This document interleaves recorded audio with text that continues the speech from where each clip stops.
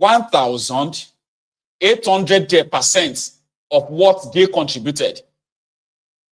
Imo State will contribute 5% of the VAT, and Imo State will collect 1,400, 1,500 worth of what they contributed.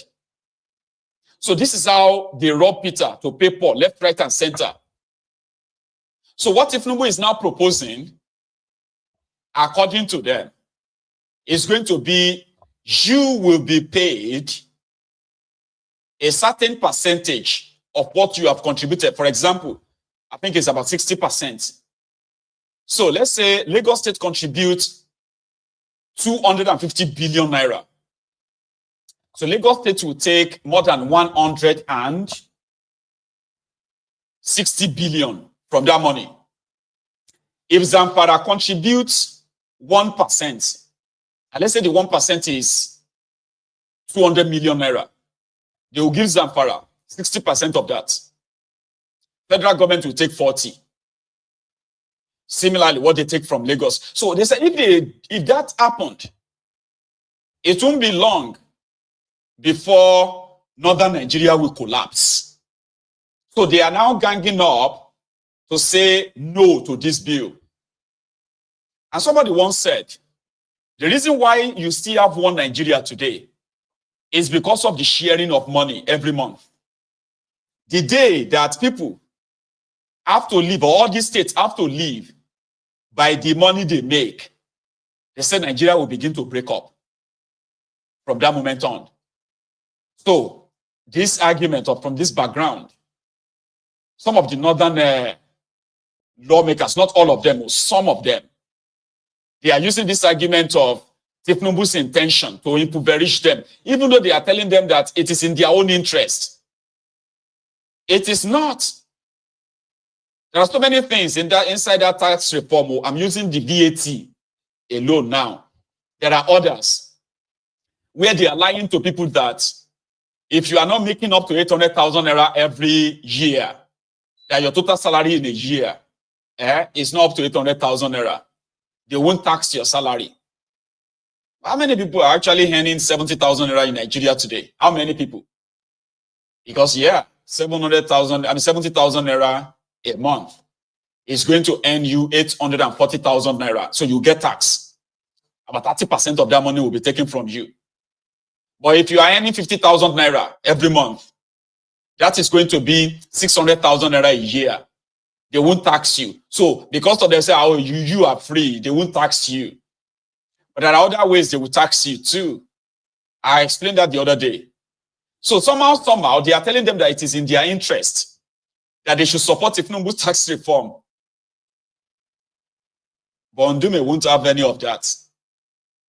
Because without the general money they are taking from everywhere, sharing to them, it's just going to be a matter of time before northern Nigeria will go bankrupt and collapse. It's just a matter of time. So instead of tax reform, why not just promote it through federalism? I mean, that one is more direct. It's not deceitful. So it simply means every state will keep their own consumption tax, so all other taxes, so they can develop any means of taxing their people by themselves and live within their means, Abi. So today, between the standing Senate President, Yao and Aliu Ndume, both from the northern Nigeria, this engagement happened. Please listen. And I just take the last part of Order 38. That is order of the business. Mr. President, the order of the business says, number 10, that our business for the day will be based on the order paper. The order paper does not contain this. And for God's sake, this is a very, very, very important matter. We should not in any way try to use the position of the Senate, because the order paper is clear and we have been doing this. I have no problem having them to come here and explain whatever. We have been doing that, but we follow known procedures. And that is, if today this thing has to be taken, you now quickly ask for supplementary order paper that will reflect this. And as you said, this is a very, very important matter. It is not a matter that you just come and tell us after we are doing business of the day. Mr. President, you can have your way, but I will have my say. You will have your way, but I can have my say. You can use the gavel, and I will use my voice. This thing is very sensitive. Our people have been dominated by this matter. When you say it's matter of urgent national importance, yes, we do have matters of urgent national importance. But even those matters normally is referred to the next legislative date or another legislative date. Please, I beg you in the name of God, this matter is very, very important to not only us, but Nigerians that we represent. And we swear by Bible and Holy Quran that will represent the interests of the people. These people partially have spoken. The governors, the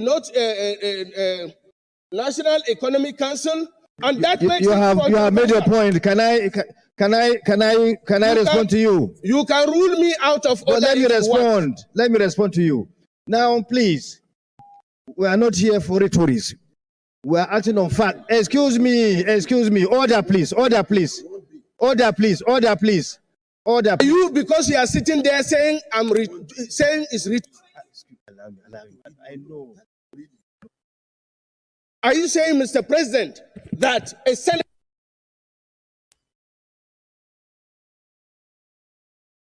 No, leave me. Allow me. Wait a minute. Is that fair to yourself? Now rule me out of order. Okay, thank you very much. We're giving you a chance to speak. Please, I refer you to order 1B, which the leader came under. Can you read order 1B for me, please? Can you read order 1B? Okay. Order 1B read as follows. In all cases not provided for in this standing order, or by sessional or other orders or practice of the Senate shall by resolution regulate its procedure. This is what we have just done. This is the resolution that we have just passed. You needed to have known what we have done. I therefore rule you out of order. So they sent in Tinubu's taxman, Zak Adedeji. Zak Adedeji is the FIRS boss. They sent him to the National Assembly. They've been there for the past few days, mesmerizing. They are doing what is called the public hearing on the tax bill of Tinubu. So the public hearing has had the Wale Edun, Zak Adedeji, Kadobi, and so many other useless human beings working for Tinubu. They've had them at the National Assembly committee discussing this bill, right? In the last few days. So now the Senate now invited Zak Adedeji to come and address the senators the importance of this bill. That was what made Ndume to rise and then objected. But it's a done deal. Tinubu has already cleared these guys. There are northerners that will collect their own rubber and they will vote yes. That Tinubu's tax reform that they are lying to you about and making you think is one very solid. You see, for me, who is from the southern part of Nigeria, normally I'm going to say it's a great deal. Sure, you get, like, but the reason why I won't say it's a great deal is because of Tinubu. He cannot be trusted. You understand? The reason why he is doing this is not because he wanted people who are you paying that consumption taxes and all of you, they will tax for that money, because southern Nigeria is where you actually have a lot of people working in Nigeria. Sure, you get now. So you will be the one to be taxed. But the reason why Tinubu is doing it is because eventually they are going to give the job of collecting the tax to consultants, just like they did in Lagos, Alpha, Beta, and Co. And then they will take their cuts. Okay? Collecting these taxes on behalf of states so that they can collect their own cuts, like the Alpha, Beta is doing. But in the long run, right, it simply means the money they are making from southern Nigeria will no longer be shared to northern Nigeria. So I can say it is a great one, but when you look at it very well, it is not. So I would rather push for what is called the normal thing, like true federalism or the total regional control, the source control, or the breakup of the entire contraption. This one is more pronounced. It's much clearer than the dubious tax reform, which is, the backdoor way, all right, of enriching Tinubu and his gang. And it will look good to those of you from southern Nigeria. To an average northerner, if you pay attention very well, it is your doom. It is. No matter how much they try to sugarcoat it, no matter how much they are trying to finance you, right, it will spell the doom of northern Nigeria. Did I hear somebody say karma? Karma is a bitch, right? That person is a southerner. If anybody says this is karma for the northern Nigeria, you might be right, because karma is a bitch. This is going to spell doom for the northerners, because they have been so used that Nigeria, Nigeria was built in a way that rather than earn through the merit means, like merit-based system, no, it is about quota system. And that is why the northerners continue to brag about their number. The number which can elect anybody, their number, they have the highest population, they have this, But the population is not productive, okay, to earn the northerners the revenue that will make the north better or independent, okay? The population of the north is like a curse to Nigeria, especially southern Nigeria. You know that rhetoric of the poor husband and the rich wife in Nigeria is a very popular saying. The poor husband, irresponsible, wretched husband is the north. The rich wife, the rich wives are just the middle belters and the southerners, the entire south. So this Sharia north, where they brag about having this massive population to determine anybody that will be president, most of it in particular is actually exaggerated though. But because of the way Nigeria is set up, it is believed that if the north says no, nobody can say yes. So the population that they brag about is not a productive population. It's not a population that actually add any meaningful thing to Nigeria economy. It is the one that drains Nigeria. So with Tinubu's tax reform, it is going to expose the north. And the poverty they are witnessing in northern Nigeria right now will be a child's play when this whole thing is completed. So the reason why they are telling them that it is in their own interest is because they are so poor that probably 90% of them will never be taxed directly as earning over 800,000 naira. So Why are you angry? It's in your own interest now. We are not going to tax your people now. They are very poor anyway, so, don't worry. And we are also going to give them a stipend. We'll give them some money every month, 5,000 naira. So don't worry yourself about this tax thing. Now, the Southerners are supposed to be very much like angry. But the Northerners know why they are not happy. If this should happen, the Alimajirin sin that you have in Northern Nigeria is going to be a child's play to what is still to happen. You get that? And there is an advantage there for the Easterners to be precise. Because right now, if they push their tax reform, which means you can also push for your own steepot this time around. I'm just saying, the criminal politicians from the eastern part of Nigeria, as we speak, maybe that too will expose them too. So it could be a good thing, win-win, but the Northern Nigeria will face the worst of it. And that is why they are doing their best to see if they can use their number to stop Tinubu's tax reform. The same reason why they do not support true federalism. The same reason why they will not support resource control. The same reason they will never support regional system is because if any of this should come to be, sharing formula will change.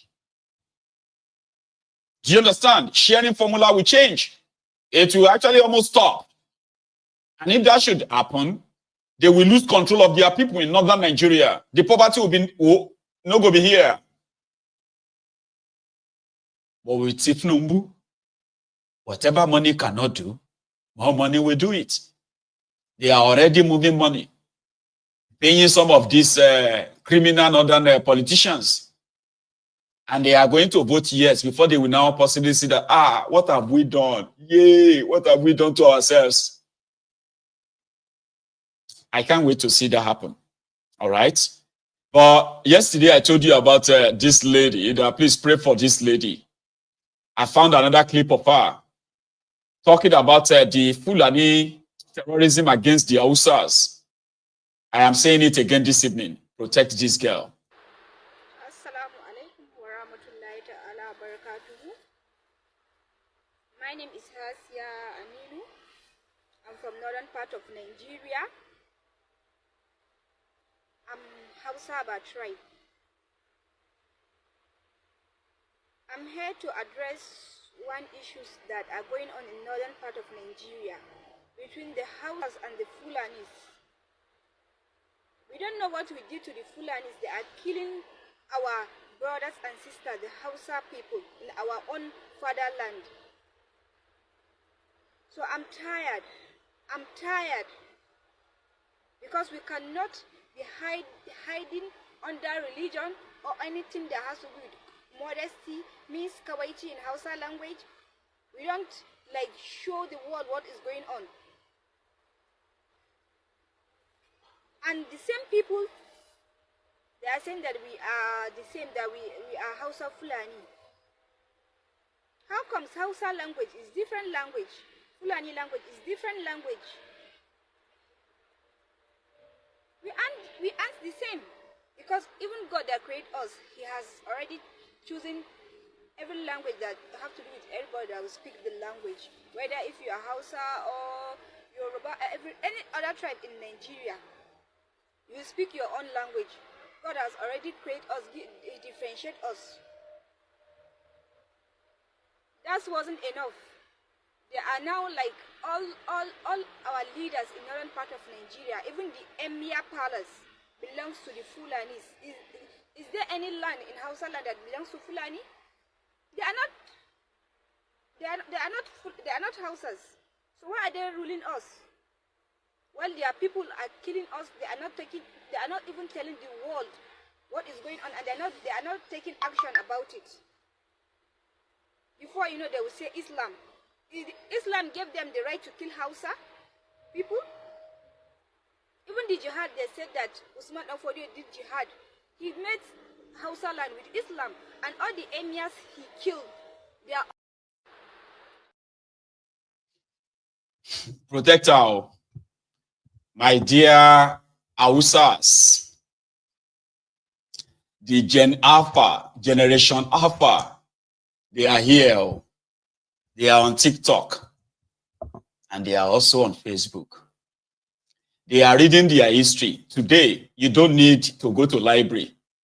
You don't need massive book to read your history anymore.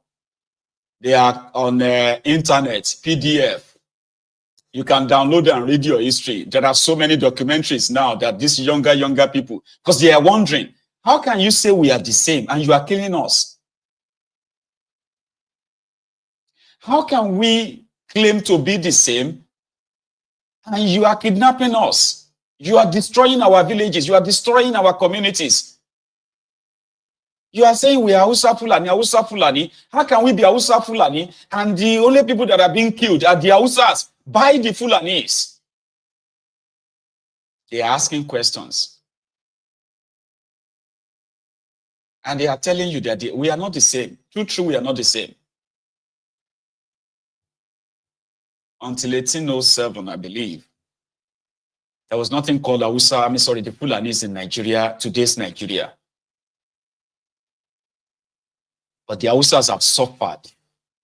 The other tribes in this northern Nigeria, they have suffered in the hands of the murderous Fulanis. Despite the fact that they are controlling them, they are ruling over them, these children are now asking questions. Why are they ruling over us? We don't speak the same language. We don't have anything in common. How did they lie to us this long to make us believe that we are the same? But we are not. They are asking questions. And there are many of them asking questions. And it will all start from asking questions. The questions they don't want anybody to ask. Because they want to make you believe that you are the same. No, we are not. The people that forced us together in this contraption, they know that we are not. Culturally, traditionally, and even our language, we are not. That is why it will never work. That is why it is not working. That is why it will never work. So the people needed to be asked if they still want to be part of this contraption. So they must be allowed to table their terms and conditions of why they still want to be together in this contraption. It is a must. And I am happy that we are having a generation across board, from the north to the east, from the west to the central, and to every part of that contraption, generation that will ask questions, generations that will not continue to repeat the lie, because it is unbelievable that people that are supposed to be one, the same, are killing themselves. Supremacy battle among people that are supposed to be one country. It's unbelievable. If the elders don't want to answer the questions, the younger ones will find the answers eventually. And when they do, it's just going to be a matter of time before this whole contraption will kind of like break up. We are getting there. The social media, internet, we do what the history they removed from your schools and all that. The internet will teach a generation that we understand that this is a lie taken too far. Even those who forced this contraption together never believed that it's going to last this long. And those who fought to keep it together by force are already expiring. They are dying one by one. So a generation that will not be interested in keeping this contraption together, they are here already. And you are going to hear from them. You will. We are going to hear from them. We are one Nigeria, one Nigeria. The lie is expiring. And I hope you live long enough to witness the implosion. I want to live long enough to see it too. It's going to happen faster than you can imagine. Just be patient. The lies don't hold water that much anymore, except for the older generation that are so afraid to let go. Nigeria is our country. It's our only country. Instead of us to come together, you and we come together to do what? To preserve it for those who are going to kill us. Because their orientation says this was supposed to be the estate of their forefathers. Uthman Dan Fodio that died from the arrow of the Berums and the Jokuns, the TVs, the terrorists that couldn't break the middle belt of Nigeria, who died miserably. But he's been eulogized by other terrorists who claims to have his blood. And therefore, you and I are just living on a borrowed land, according to them. So who and you is coming together? The generation that is going to actually show to all